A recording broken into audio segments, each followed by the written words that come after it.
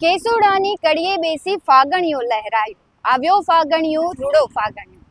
ફાગણ મહિનો આવે ત્યારે છે જે કેસુડો છે તે ફૂલ બહારે ખીલી ઉઠતો હોય. એમાં પણ હોળી ધૂળેટીનો પર્વ છે ત્યારે હવે લોકો છે ધીમે ધીમે આયુર્વેદ તરફ વળ્યા છે. ત્યારે કેસુડાના રંગથી રમવાનું વધુ પસંદ કરે છે. ત્યારે કેસુડાની ખાસ વિશેષતા વિશે આપણે આજે BS9ના વિશેષ અહેવાલમાં જાણીશું. ફાગણ માસની પૂર્ણિમાએ ઉજવાતો ઉત્સવ એટલે કે હોળી. હોળીમાં અગ્નિ તત્વની પૂજાનું વિશેષ મહત્વ છે. ત્યારે શરીરમાં અગ્નિ જળવાય તો જીવન ટકે તેવું માનવામાં આવે છે. હોળી એટલે આંતર અને બાહ્ય શુદ્ધતાનો પર્વ, મન અને તનની શુદ્ધિનો તહેવાર. શીતકાલ એટલે કે શિયાળો પૂરો થયો છે ત્યારે શરીરમાં રહેલો કફ દૂર થાય તે માટે હોળી ઉજવાય છે. દર વર્ષે ફાગણ માસની પૂનમના દિવસે માર્ચ મહિનામાં આવતું લોકપ્રિય તહેવાર એટલે કે હોળી. હોળી આવતા લોકો ખૂબ ઉત્સાહિત થઈ જાય છે. વર્ષનો આ સમય વસંત ઋતુના વધામણાનો સમય હોય છે ત્યારે ખેતરો પાકથી લહેરાતા હોય છે. યુવાન હૈયા વસંતની સાથોસાથ ખીલી ઉઠે છે ત્યારે કુદરતમાં પુષ્પોનો પમરાટ અને એક જાતની માદકતા છવાઈ જાય છે. જે ઢોલીના ઢોલ સાથે ગવાતા ફાગણના ફાગ અને ધૂળેટીના રંગોમાં રંગાઈને ઝૂમી ઉઠતા આ તહેવારને વસંતોત્સવ તરીકે ઓળખાય છે. નાના બાળકોને કે પાણીમાં ઉકાળી અને સ્નાન કરાવવાથી કેસુડાની ચામડીના રોગો દૂર થાય છે. એક બહુ સુંદર વનસ્પતિ છે અને સામાન્ય રીતે વન વિસ્તારમાં જે થતી હોય છે. અમારો વિસ્તાર એ વન વિસ્તારના આવેલો છે એટલે અવારનવાર એમાં એના જ્યારે ફૂલ ખીલતા, અત્યારે ફાગણ મહિનામાં જે ફૂલ ખીલતા હોય છે અને એ ફૂલ જ્યારે ખરી પડે છે ત્યારે એને વાટીને એને પાવડર બનાવીને બાળકોને નવડાવવામાં પણ કામમાં આવે. એ સિવાય પણ આયુર્વેદિક ઔષધિઓમાં પણ એનો ઉપયોગ થતો હોય છે. એનો કલર પણ હોળી ખેલવામાં આવતો હોય છે. એટલે કેસુડો એ અમારા ત્યાંની પ્રકૃતિ, જે કુદરતી પ્રકૃતિ છે એમાં કેસુડો એક અનેરું ઘરેણું છે અમારા વિસ્તારનું. પ્રાચીન યુગમાં કેસુડાનું ખાસ વિશેષ મહત્વ હતું. ભગવાન શ્રી કૃષ્ણ છે તે કેસુડાના ફૂલથી સ્નાન કરતા હતા. ખાસ અત્યારે જોઈએ તો ભેળસેળ યુક્ત જે કલર આવે છે જે ચામડીને ખૂબ જ નુકસાન કરે છે ત્યારે કેસુડાનું ફૂલ છે તે ચામડી માટે અક્ષીર ઉપાય છે. સાબરકાંઠાના અરવલ્લી ગિરિમાળામાં કેસુડાનું અનોખું મહત્વ છે.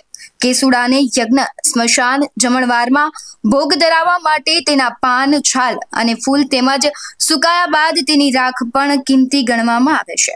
આ વિસ્તારમાં કેસુડાને ઉકાળી અને કેસુડાના પાણીથી એકબીજા પર પાણીથી પલાળીને ધૂળેટી અને હોળીનો તહેવાર ઉજવવાની પરંપરા રહેલી છે. સ્થાનિક લોકોના મતે કેસુડાનું શું મહત્વ છે તે જાણીએ. ચોરીવાડ સીમમાં જ્યારે ધૂળેટી અને હોળીનું પર્વ મનાવવાનું હોય ત્યારે અચૂક કેસુડાની અને એની યાદ આવતી હોય છે. ચોરીવાડની સીમમાં અરવલ્લીની ગિરિમાળાઓમાં કેસુડાનું બહુ જ પ્રમાણમાં અહીંયા કેસુડો જોવા મળે છે. ચોરીવાડમાં વર્ષોથી અમારે અહીંયાના સ્વજનો અને જે બધા રહ્યા છે મતલબ તો એમને બધા અત્યાર સુધીમાં કોઈ ઇકો ફ્રેન્ડલી કલર સિવાય એમને નેચરલ કલરમાં મતલબ કેસુડાના રંગથી રંગાવવામાં વધારે પ્રાધાન્ય આપ્યું છે. જ્યારે હોળીના દિવસે અમે ખજૂર અને ધાણીનો ઉપયોગ કરીએ છીએ, હાયરા હોય છે એ જે ખાઈએ છીએ અને પછી બીજા દિવસે ધૂળીનું પર્વ, હોળીનું ધૂળેટીનું પર્વ મનાવીએ છીએ. જેમાં નેચરલ કેસુડો જે અમે વાપરીએ છીએ અને જે શહેરી વિસ્તારોમાં જે કલરફુલ હોળી મનાવવામાં આવે છે એનાથી અમે નેચરલ હોળીમાં વધારે માનીએ છીએ અને આ રીતના અમારે સર્વે ગ્રામજનો ભેગા થઈ અને હોળીનો પર્વ મનાવીએ. પ્રાચીન સમયમાં કેસુડાના ફૂલનો ઉપયોગ ભગવાન શ્રી કૃષ્ણને સ્નાન કરાવવા માટે થતો હતો. તેમ કેસુડાના ફૂલથી કેટલાય દર્દમાં રાહત થતી હોય છે. તેમજ ખાસ કરીને ચામડીના દર્દો માટે કેસુડાના ફૂલ અક્ષીર ગણાય છે, જેના પગલે તેનો ઉપયોગ મહત્વનો બની રહેશે.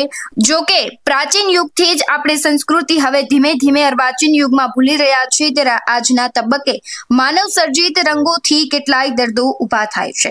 આ તબક્કે પ્રાચીન ભારત દ્વારા નિર્મિત પ્રાકૃતિક રંગો મહત્વના બની જાય છે ત્યારે કેસુડો એમાંથી એક એટલે કે એનાથી કેટલાય દુઃખ દર્દ દૂર થતા હોય છે માટે તેનું પ્રાધાન્ય સૌથી મહત્વનું બની રહેશે. બાળકો સહિત મહિલાઓને વૃદ્ધો માટે પણ કેસુડાના ફૂલનો ઉપયોગ અત્યંત મહત્વનો બની રહ્યો છે. આપણા હિન્દુઓનો ધાર્મિક તહેવાર માનવામાં આવે. હોળી ફાગણ સુદ પૂનમના દિવસે આવે અને હોળીના બીજા દિવસે કે ધૂળેટી એ પણ આપણી એક બહુ જ મોટો તહેવાર ગણવામાં આવે કે એ દિવસે આપણી મૈત્રી ભાવના પ્રગાઢ થતી હોય છે. આપણે એકબીજાને મળતા હોઈએ છીએ, એકબીજાના ઉપર ગુલાલ ઉડાડતા હોઈએ છીએ. પણ જો આ ગુલાલની અંદર પણ જો આપણે કેસુડાના રંગનો ઉપયોગ કરીએ તો એ આપણા સ્વાસ્થ્ય માટે ખૂબ ઉપયોગકારક છે. કેસુડાના ફૂલથી જો બાળકોને નવડાવવામાં આવે તો બાળકની અંદર રહેલી ગરમીનું પ્રમાણ એ આપણે ઓછું કરી શકતા હોય. આ ઉપરાંત બાળકની રોગ પ્રતિકારક શક્તિમાં પણ વધારો થતો હોય છે. તો આપણે કેસુડાના વૃક્ષો વાવીએ. આપણા પ્રાચીન વડવાઓ પણ કેસુડાનો ખૂબ જ ઉપયોગ કરતા હતા. કેસુડાના ફૂલથી એ નાતા હતા. એના લીધે એમની અંદર રોગ પ્રતિકારક શક્તિનું પ્રમાણ ઘણું બધું હતું. તો આવો પણ આપણે પણ કેસુડાના વૃક્ષો વાવીએ અને તેનો ઉપયોગ કરીએ. કેસુડાના ફૂલ ખાખરાના ઝાડ પર થાય છે. ફાગણ મહિનામાં ચારો તરફ વનરાજીમાં છવાયેલી હોય છે ત્યારે ખાખરો ચંદ્રનું પ્રતીક છે, જેને સંસ્કૃત ભાષામાં પલાસ કહેવાય છે. ફાગણ મહિનામાં ટ્રાઇબલ વિસ્તારની અંદર ખૂબ મોટા પ્રમાણમાં કેસુડાના ઝાડ પર જોવા મળે છે. ખાખરાના ઝાડ પર આવેલા કેસુડાના ઝાડ જાણે કેસરીઓ ધારણ કર્યા હોય તેવા રમણીય નજારો લાગે છે. આની પાછળ ખાખરાના પાન, એના મૂળ અને કેસુડાના ફૂલ ઔષધિમાં ખૂબ જ લાભદાયી રહેતા હોય છે. ખાસ કરીને આદિવાસી વિસ્તારમાં લોકો આ ફૂલ લઈને તેની સુકવણી કરે છે અને હોળીના તહેવારમાં તેને વેચે છે અને રોજીરોટી પણ તેને બનાવે છે. ફાગણ મહિનામાં કેસુડાનું ખૂબ મહત્ત્વ છે. જે કેસુડો ઠાકોરજીને ખૂબ પ્રિય છે. દ્વારકાધીશના મંદિરે પણ અત્યારે ફૂલડોલ ઉત્સવ ચાલી રહ્યો છે. હજારોની સંખ્યામાં ત્યાં લોકો જતા હોય છે. કેસુડો એટલે ચંદ્રદેવનું સાક્ષાત પ્રતીક છે, જે મહાદેવજીના મસ્તકે ધારણ કરવામાં આવેલ છે. અને કેસુડાના પાણીથી ઠાકોરજીને નવડાવવામાં આવે એટલે ઠાકોરજી ખૂબ પ્રસન્ન થાય છે. અને એ જ પાણીથી જો આપણે પ્રસાદ સ્વરૂપે નહીએ તો આપણા પણ શરીરના ચર્મરોગ નષ્ટ પામે છે. અને નવગ્રહના હોમમાં પણ તેનું ખૂબ મહત્ત્વ રહેલું છે. ફાગણ મહિનામાં કેસુડો વસંતની જેમ ખીલી આવે છે ને હોળીના ઉત્સવમાં કેસુડાનું ખૂબ મહત્ત્વ રહેલ છે. શહેરી વિસ્તાર કરતાં જ્યારે તમે ગ્રામ્ય વિસ્તારમાં જાઓ ત્યારે તમને તહેવારોનું ત્યાં વિશેષ મહત્વ જોવા મળતું હોય છે. અને હોળી ધૂળેટીનું પણ મહત્વ જો તમારે જોવું હોય તો તમારે ગ્રામ્ય વિસ્તારના તહેવારોમાં એક વખત ઇન્વોલ્વ થવું પડે. ત્યારે ગ્રામ્ય વિસ્તારમાં તહેવારો સહિત ખાસ હોળીમાં કેસુડાનું પણ તેટલું જ મહત્વ છે. હોળીના તહેવાર નિમિત્તે હજી પણ ગ્રામ્ય કક્ષાએ ખૂબ મહત્વ રહેલું છે. ખાસ કરીને હોળી નિમિત્તે જુવારની ધાણી અને ખજૂર હાયડા અને પતાસા સહિતની વસ્તુઓ આજે પણ ગામડાઓમાં ખૂબ વેચાઈ રહી છે. તેની પાછળ વૈજ્ઞાનિક કારણ પણ છે. નાના બાળકોને તથા વૃદ્ધ લોકોને કફમાં રાહત થતી હોય છે, તેથી ધાણી ખાવાથી તે કફ દૂર થાય છે.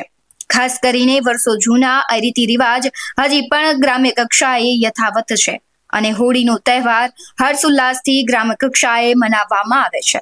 આવા જ વધુ અહેવાલો સાથે ફરી મળતા રહીશું. તમે અમારી યુટ્યુબ ચેનલને સબસ્ક્રાઇબ કરવાનું, અમને ફેસબુક અને ઇન્સ્ટાગ્રામ પર ફોલો કરવાનું ભૂલશો નહીં. બાકી અવનવી અપડેટ્સ મેળવવા માટે આપ જોતા રહો BS9 TV ન્યૂઝ. નમસ્કાર.